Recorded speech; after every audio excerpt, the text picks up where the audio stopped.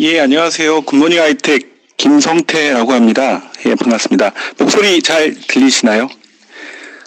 지금 참석자분들 보니까 많이들 참석해 주셨고, 아직까지는 소리가 안 들리거나 그런 얘기는 들리지 않고 있는 것 같습니다. 혹시 본인의 마이크가 켜져 있으면은 다시 한번 꺼 주셨으면 좋겠습니다. 진행에 약간 문제가 발생할 수도 있으니까요.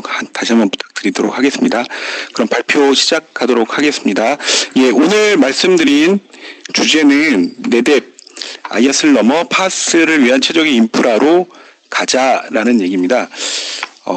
세션 시작하기 직전에 네뎁 코리아에서 연락을 하나 받았어요. 지금 말씀해 주신 것처럼 다양한 선물이나 저희가 찾아가는 클래스를 통해서도 드리는 게 있는데 네뎁에서도 따로 준비를 해 주신 게 있어서 제가 진행하는 세션 중에 혹시 좋은 질문이나 혹은 궁금증 혹은 도움이 되는 얘기를 해주신 두 분께는 별도의 선물을 드리도록 하겠습니다. 경청해 주시고요. 재밌게 진행을 하려고 하는데 아무래도 금요일 오후다 보니까 조금 어려우시거나 힘드신 것도 있을 것 같아요. 가능하면 재밌게 한번 해보도록 하겠습니다. 이거 어떻게 된 거야? 네. 예.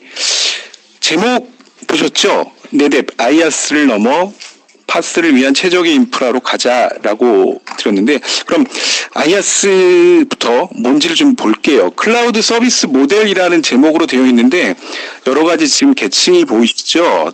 전체 한 9개 정도가 보이는데 네트워크에서부터 인프라에 해당하는 스토리지 서버, 버추얼라이제이션, 그리고 맨 위에 애플리케이션까지 모든 것을 내가 하는 경우, 이런 경우를 우리는 일반적으로 뭐라고 하는지 아시죠?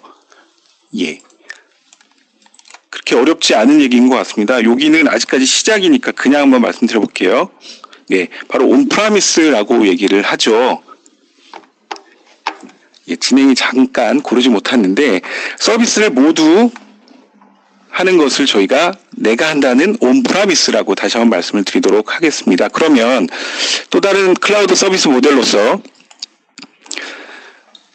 인프라에 해당되는 네트워킹, 스토리지, 서버, 버추얼라이제이션까지는 서비스 프로바이더, 이게 퍼블릭 클라우드가 됐든 프라이빗 클라우드가 됐든 서비스를 받는, 그리고 중요한 애플리케이션들, 그리고 OS까지 제가 관리를 하는 것, 이것은 일반적으로 인프라스트럭처 애저 서비스, 먼저 말씀드린 아이아스라고 말씀드릴 수가 있겠습니다. 온프라미스에 비해서 달라진 것은 OS에 해당되는 부분, 애플리케이션 미들웨어에 해당되는 부분들을 제가 직접 매니지한다는 것이 차이가 있겠습니다.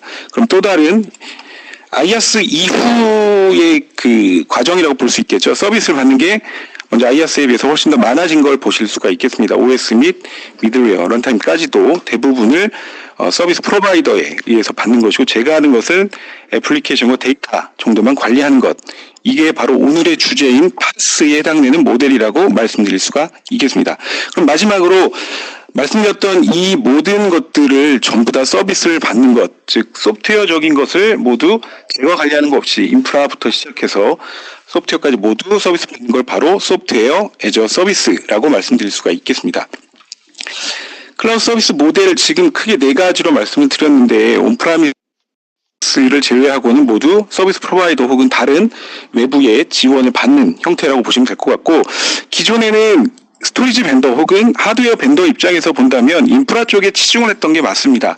서버 가상화 혹은 서버 데스크탑 VDI 같은 항목에서는 대부분 인프라를 담당하는 하드웨어 쪽은 그쪽에서만 국한됐던 게 맞았던 것 같아요. VMware랑 같이 하든지 간에 내가 하드웨어를 다루는 엔지니어인데 어떻게 플랫폼이나 파스, 사스 이런까지 하는 것은 상당히 좀 제가 관리하는 영역이 아니다라고 생각을 했을 수가 있을 것 같습니다. 처음 가상화 했을 때만 하더라도 스토리지 엔지니어였던 저로서는 상당히 많은 것을 해야 되겠구나. 그래서 클라우드가 나오면서 제가 할 수 있는 게 많아졌어요 라는 생각을 가졌는데, 지금 이제는 아이아스에서 뿐만 아니라 파스까지도 제가 알아야만 고객분들과 말씀을 나눌 수가 있는 것 같습니다. 저희가 지금 오늘 데모도 보여드릴 건데, 사실 스토리지 엔지니어들 입장에서 봤을 때는 이제 스토리지가 더 이상 변별력도 없고 뭐 할 수 있는 게 없는 것 같다. 그리고 이런 자동화로 한다 그러면 내가 할 일이 더 떨어지는 거 아닌가? 라는 생각을 하실 수도 있을 것 같아요. 그러나 달리 생각하시면 더 많은 것을 제가 알아야만 하고 그래서 더 수준이 있는 일을 앞으로 내가 할 것이다 라는 생각을 해주셨으면 좋겠어요. 그러면 그 클라우드 서비스 모델에서 아이아스에 대해서 이제 좀 더 자세하게 말씀을 드려볼게요. 밑에 나와 있는 인프라는 전부 네뎁 스토리지에 해당되는 솔루션들이고요. 소프트웨어 정의에 의해서 컴퓨팅 자원, 네트워크, 그리고 스토리지가 사용할 수 있도록 준비된 상태가 바로 아이아스죠. 이게 퍼블릭일 경우에는 옆에 보시는 것처럼 AWS 혹은 오픈스택 같은 형태로 서비스를 받으실 수 있겠고요. 그럼 그 윗단에 있는 파스에서의 중요한 키포인트는 제가 붉은색으로 표시해 있는 애플리케이션 배치나 배포를 빠르게 할 수 있다. 즉 운영자와 개발자 사이에 추상화로서 어떻게 보면 복잡성을 없애고 편하게 쓰실 수 있도록 해주는 역할을 하고 있다는 거죠. 즉 빠른 애플리케이션 배치에 초점을 맞춰서 설명을 드리도록 하겠습니다. 그리고 윗단에 있는 사스 같은 경우에는 사실 쓸 만큼만 내고 소프트웨어만 사용하는 그런 주문형 애플리케이션이다 라고 생각을 해주시면 될 것 같습니다. 그럼 애플리케이션을 빨리 배포를 하자라는 얘기를 드렸는데 그럼 어디서 어떻게 해야 될지 고민을 좀 해보겠습니다. 보시는 그림은 아주 익숙한 그림이죠. 가상화 하이퍼바이저 위에 게스트 OS 별로 설치를 하고 그 위에 애플리케이션을 수행하는 바이너리나 라이브러리가 각각의 게스트 OS에 포함되어 있는 모습이고요. 최근에 나오고 있는 OS 환경에서 도커 엔진을 통해서 컨테이너 환경으로서 애플리케이션을 배포하고 새롭게 생성하는 그런 모습을 두 가지를 비교하실 수 있을 겁니다. 두 개를 놓고 그림상에서도 보실 수 있겠지만 한쪽은 전체적인 영역이 좀 크지요. 한쪽은 간결해졌다라고 보실 수 있을 거고요. 두 개에 대한 얘기를 한번 애플리케이션 수행 측면에서 좀 볼게요. 컨테이너가 왜 그게 좋은지, 왜 그쪽에서 해야 되는지를 좀 말씀드려볼게요. VM이나 호스트에서 애플리케이션을 실행할 경우에는 그림에서 보시는 것처럼 헤비웨이트, 약간 무겁다. 저희 말로 그냥 실행하기 좀 무거운데? 라고 얘기하시는 그런 부분일 것 같습니다. 그리고 포터블, 이동성이 적다, 휴대성이 적다라는 얘기는 게스트 OS 간에 제가 준비했던 애플리케이션을 이동하는 데 있어서 아무래도 제한이 있다라고 보시면 될 것 같아요. 그리고 게스트 OS 상에서는 각각에 설치되어 있는 패키지에 따라서 독립적이지 못하고 거기에 얽매여 있다라고 보실 수가 있겠습니다. 빠르게 개발하고 배포해야 되는 입장에서 본다면 부담이 아니 될 수가 없는 거죠. 컨테이너에서 실행하는 좀 볼까요? 보시는 것처럼 그림도 좀 작아졌고 도커 엔진을 통해서 컨테이너가 들어가는데 작은 규모의 적은 자원을 가지고 빠르게 서로 간의 어떤 플랫폼에서도 이동할 수 있는 아주 좋은 장점을 가지고 있습니다. 그래서 컨테이너에서 수행하는 게 훨씬 더 좋다라는 것을 말씀드릴 수 있겠고, 그러면 어떻게 실행하고 있는지 비교를 한번 해볼까요? VM에서 애플리케이션 테스트하고 실행하는 데까지는 이렇게 한 7단계 정도가 필요한 것 같습니다. VM을 프로비저닝하고 거기에 지원되는 OS를 설치하며 그리고 그 OS 내에 필요한 패키지를 또 설치를 해야 되겠죠. 그 다음에 데이터를 저장할 스토리지를 프로비저닝하고 그리고 나서 그런 애플리케이션을 다운로드 받고 설치하고 구성하고 수행해서 테스트를 완료하는 7단계 정도가 필요한 것을 보실 수가 있겠습니다. 컨테이너에서 이 애플리케이션 수행을 한다면 쿠베네티스 같은 경우에는 단 한 줄의 커맨드로서 7개의 과정을 단순화시킬 수가 있어요. 이렇게 되면 과연 VM에서 이런 환경에서 애플리케이션을 실행하는 것이 과연 유리할지 혹은 컨테이너에서 하는 게 좋을지는 분명한 차이가 있을 거라고 생각이 듭니다. 애플리케이션 테스트를 하는 데 있어서 이렇게 단계가 많다는 것뿐만 아니라 그 애플리케이션을 중요한 데이터들, 테스트에 대한 정보를 백업하거나 혹은 복원해서 사용하고 테스트 환경을 또한 업그레이드하기 위해서는 보이시는 7개의 단계를 또다시 거쳐야 되기 때문에 훨씬 더 복잡하다는 것을 다시 한번 느끼실 수 있을 것 같습니다. 그러면 이렇게 컨테이너에서 애플리케이션을 수행하고 배포하는 것이 좋다 그러면 점점 더 많은 사람들이 컨테이너에서 수행하는 것을 선호하게 되고 그쪽으로 발을 옮기게 되겠죠.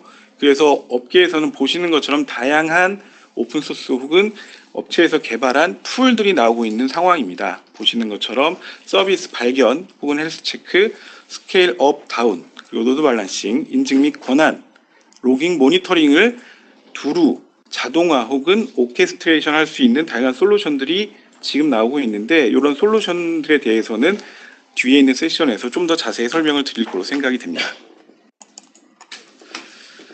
이렇게 어떻게 보면 스토리지 엔지니어로서 이 자료를 준비하다 보면은 상당히 새롭고 생소한 내용들이 좀 많이 있어요. 그래서 더 많은 걸 노력해야 되겠구나라는 생각을 하게 되는데, 그게 어떤 것들인지 한번 좀 정리를 한번 해봤어요.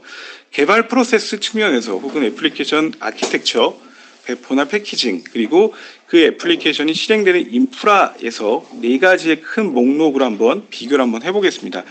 예전에는 이렇게 수직적으로 개발하고 차세대를 또 하고, 그 다음에 애플리케이션 환경에서는 모놀리틱으로, 그리고 데이터 센터급에서의 인프라를 관리하는 측면에서 이제는 어떻게 변하고 있냐면, 바로 개발 방법론은 이제 애자일 형태를 취하고 있다는 거 많이 들어보셨을 거예요. 그리고 티어링을 나눠서 애플리케이션 아키텍처를 하고 있고, 그리고 물리적인 서버에서 드디어 이제 가상으로 갔다는 것은 이미 다 보셨던 상황일 겁니다. 데이터 센터 인프라는 직접 운영하는 것이 아니라 호스팅 서비스를 받고 이제 운영하는 형태가 되겠죠. 그러면 이 과정들이 지금 현실은 어떻게 변했는지 한번 볼까요? 다들 한 번쯤은 들어보셨을 거예요. 애자일 환경에서 데브옵스로 바뀌고 있고, 그렇게 다들 관심을 갖고 계시다. 그렇지만 아직까지 국내 환경에서 데브옵스를 직접 적용하시기에는 아직까지는 특정 인더스트리에서 관심도가 좀 많은 편이지 않나. 그렇지만 나중에는 대부분이 데브옵스 환경의 애플리케이션 개발 프로세스를 따르지 않겠는가 하는 생각을 해보게 됩니다. 애플리케이션 인프라스트럭처 쪽에서는 데이터 센터에서 호스팅 서비스 그리고 클라우드로 바뀐 거를 보실 수가 있겠죠. 여기서 퀴즈 하나 내볼까요? 채팅을 통해서 답을 해주시면 될 것 같습니다. 디플로이먼트와 패키징 측면에서 물리적인 서버 그리고 가상 서버라고 되어 있는데 그 단계는 무엇일까요? 혹시 답변해 주실 분들 확인이 가능할까요? 지금 혹시? 잠깐만 기다려 보겠습니다. 답변해 주신 분들이 있는지. 지금 나오는 슬라이드 이전에도 제가 여러 번 말했던 그 단어입니다. 딱 5가지만 쓸게요. 하나, 넷, 5. 혹시 답변해 주신 분 계시나요? 저희에서 아무도 안 계신가요? 예, 아무도 안 계시대요. 그 네뎁에서 준비했던 선물권이 준비되어 있는데 아쉽습니다. 바로 다 알고 계시는 바로 이거예요. 컨테이너. 물리적인 서버에서 가상 서버 그리고 컨테이너 환경으로 갈 것이다. 새로운 요구사항들이 이렇게 많기 때문에 IT의 변화에 대응을 해야 된다는 거죠. 이렇게 다양하게 바뀌고 있는 데서 개발자분들 혹은 사용자분들은 상당히 고민거리가 좀 있을 거예요. 저의 관점에서 많이 좀 설명을 드렸는데, 네. 채팅에 답이 왔다는 얘기가 있어서 잠깐 좀 보겠습니다. 혹시 채팅에 답변을 해주신 분이 계신가요? 네, 컨테이너 위에도 있네요. 가장 많이 먼저 해주신 분이 지금 현재로는 권재환님으로 보입니다. 저희가 다시 확인해 보겠지만 권재환님하고 원병찬 귀하의 이름님 두 분께 저희가 선물을 준비해서 드리는 걸로 하겠습니다. 예, 원병찬 귀하의 이름님 저 보내는데요. 네, 확인했습니다. 네, 온프라미스를 해주신 김성희님, 온프라미스는 다시 한번 얘기하지만 클라우드 서비스 모델 중에 모든 서비스를 제가 하는 것이죠. 네, 감사합니다. 네, 그러면 다시 발표로 돌아와서 IT 변화의 새로운 고민, 개발자 혹은 운영자 분들도 고민이 돼야 될 그런 부분인 것 같습니다. 볼까요? 제비아 랩스라고 하는 사이트에 들어가서 보면은 이 자료를 언제든지 쓸 수 있다라고 퍼블릭할 수 있다라고 해서 한 건데, 보시자마자 드는 생각이 어떤 게 있으신가요? 저는 바로 예전 학교에서 배웠던 원소의 주기율표라는 게 생각이 났어요.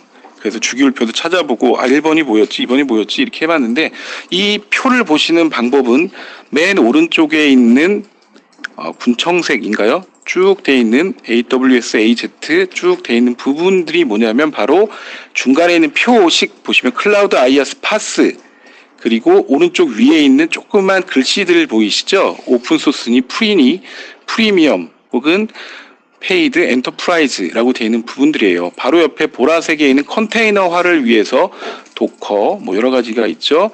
쿠베네티스 뭐 이런 것들이 오픈 소스냐, 그게 어떤 항목에 되어 있는 것이냐, 이렇게 다양한 개발자의 툴들이 나오고 있고 지금 현재 사용을 기다리고 있는 상황입니다. 이렇게 많은 건 좋은데 과연 이거를 어떤 걸 써야 될지 저는 잘 모르겠어요. 제가 개발자가 아니기 때문일지도 모르겠지만 워낙 복잡하다는 거죠. 뭐 필요 혹은 악몽이라고 하는데, 그럼 이 악몽을 깰 수 있는 방법이 무엇일지를 저는 한번 생각해 봤습니다. 그래서 어떻게 할 것이냐, 지금 개발자분들 혹은 운영자분들이 닥치고 있는 지금 이런 모습들은 애플리케이션 데이터베이스 혹은 빅데이터나 인공지능 같은 이런 요구사항들이 많이 있습니다. 이런 요구사항들을 개발하기 위해서 빠르게 어떻게 해야 될까 고민하신 분들이 바로 도커나 쿠베네티스를 이용한 이런 것들을 이용하시려고 하죠. 그럼 그 밑에 단에는 인프라에 대한 얘기가 남아있는데, 인프라에는 보시는 것처럼 다양하게 있어요.